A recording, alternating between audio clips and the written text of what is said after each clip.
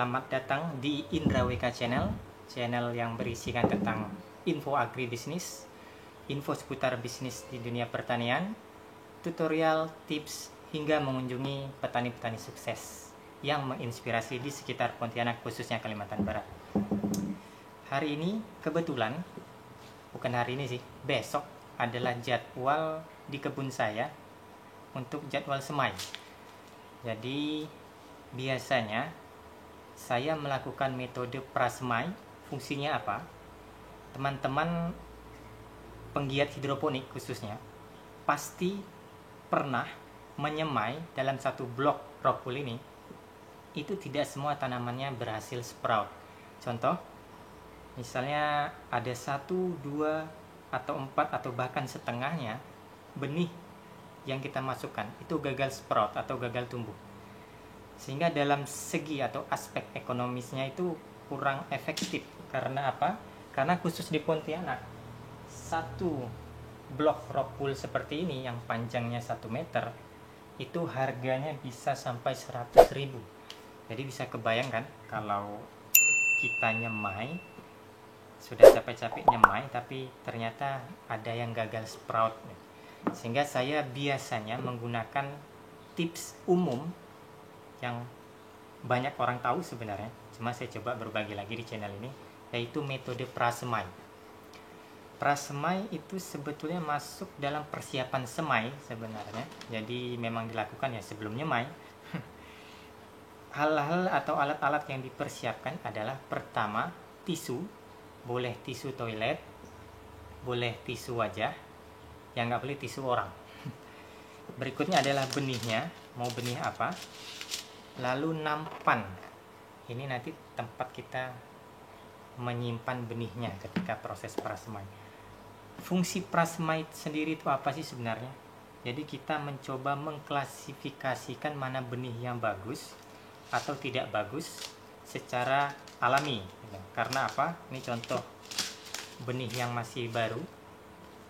Di setiap belakang kemasan benih itu pasti ada tulisan daya tumbuh minimum. Di sini ditulis 85%. Sehingga pasti dalam satu bungkus ini tidak mungkin semuanya berhasil sprout.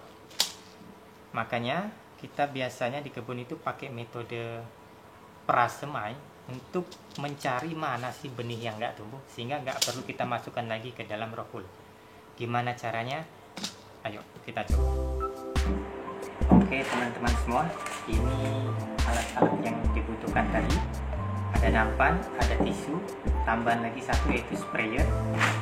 Berikutnya adalah benihnya yang mau ditanam. Caranya simple. Kita coba masukkan tisu.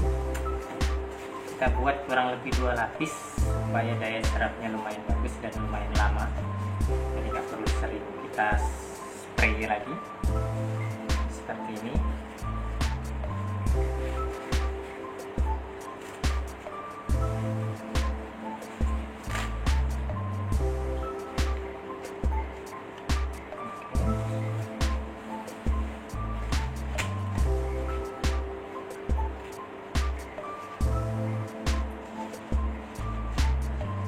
Oke.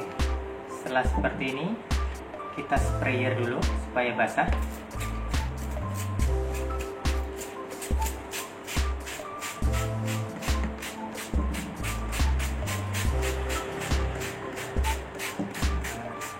Basah. Oh ya, nampannya ini bisa teman-teman ganti ya, entah pakai plastik mika atau segala macam. Karena kebetulan saya mau menyemai sayur yang jangka waktu sproutnya itu cepat, mungkin 24 jam atau 20 atau 30 jam aja udah sprout. Jadi saya cukup dengan nampan seperti ini aja. Karena cuma ditinggalin tidur semalam juga, paginya atau siangnya udah sprout. Di sini saya coba pakai sawi pagoda. Saya seperti ini. Yang tengah saya masukkan pak choy.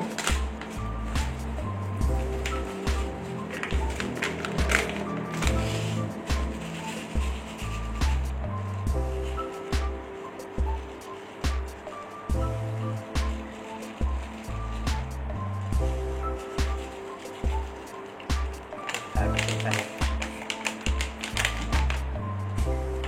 Terakhir saya akan masukkan sawi sampok.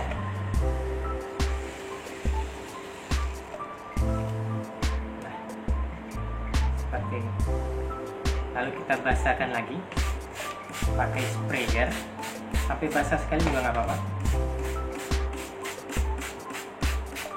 Biasanya muncul pertanyaan, perlu di cover atau ditutup dengan plastik nggak, atau disimpan di tempat gelap dan sebagainya.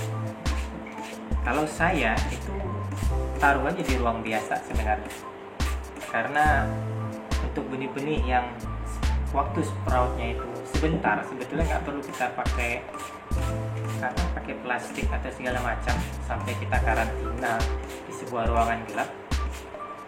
Yang penting kita mainkan waktu semai aja. Biasanya saya mainnya siang atau pagi.